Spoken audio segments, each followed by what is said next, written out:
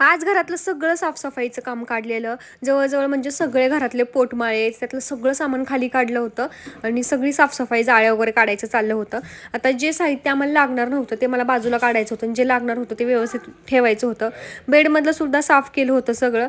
आता एवढा न लागणारा पसारा निघलाय ना, जो की 2-2 वर्ष आम्ही वापरलाच नाही, नसता ठेवणीत आणि तो खराब झालाय किंवा आता लागतच नाहीये, तो गरजे वस्तूंना द्यायचे, अशा वस्तू पण बाजूला काढलेल्या आहेत मी. जसं की कपडे जास्त खराब झालेले नाहीयेत कपडे, फक्त ते फिटिंगला किंवा मग उंची वगैरे वाढल्यामुळे येत नाहीयेत अशी कपडे जी चांगली आहेत ती पण द्यायला काढलेली आहेत. आणि जवळजवळ टाकून देण्यासाठी एवढा पसारा होता आणि द्यायची कपडे तर वेगळीच होती. माझा अवतर बघा कसला बेकार झाला होता.